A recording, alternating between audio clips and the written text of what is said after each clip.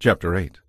Then the people of Ephraim asked Gideon, "Why have you treated us this way? Why didn't you send for us when you first went out to fight the Midianites?" And they argued heatedly with Gideon. But Gideon replied, "What have I done compared to you? Aren't the last grapes of Ephraim's harvest better than the entire crop of my little clan of Abiezer?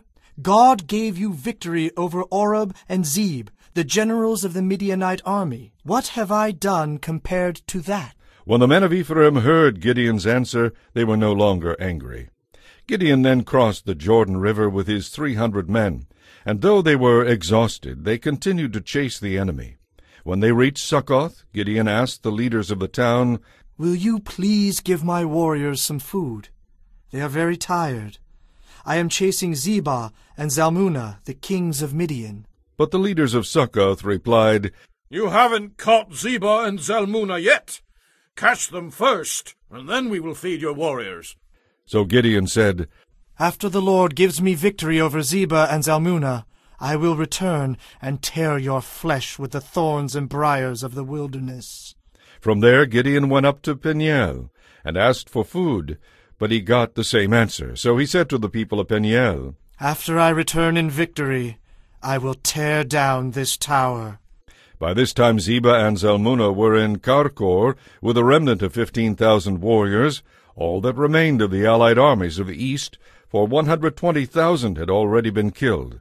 Gideon circled around by the caravan route east of Nobah and Jogbehah, taking the Midianite army by surprise. Zebah and Zalmunna, the two Midianite kings, fled, but Gideon chased them down and captured all their warriors. After this, Gideon returned by way of Heres Pass. There he captured a young man from Succoth and demanded that he write down the names of all the 77 rulers and leaders in the town. Gideon then returned to Succoth and said to the leaders, "Here are Zebah and Zalmunna. When we were here before, you taunted me, saying, 'You haven't caught Zebah and Zalmunna yet. Catch them first, and then we will feed your exhausted warriors.'" Then Gideon took the leaders of the town and taught them a lesson, punishing them with thorns and briars from the wilderness. He also knocked down the tower of Peniel and killed all the men in the town. Then Gideon asked Zebah and Zalmunna, "The men you killed at Tabor, what were they like?" "Like you," they replied. "They all had the look of a king's son." "They were my brothers," Gideon exclaimed. "As surely as the Lord lives, I wouldn't kill you if you hadn't killed them." Turning to Jether, his oldest son, he said, "Kill them." But Jether did not draw his sword, for he was only a boy and was afraid. Then Zebah and Zalmunna said to Gideon, "Don't ask a boy to do a man's job. Do it yourself." So Gideon killed them both and took the royal ornaments from the necks of their camels. Then the Israelites said to Gideon, "Be our ruler. You and your son and your grandson will be our rulers, for you have rescued us from Midian."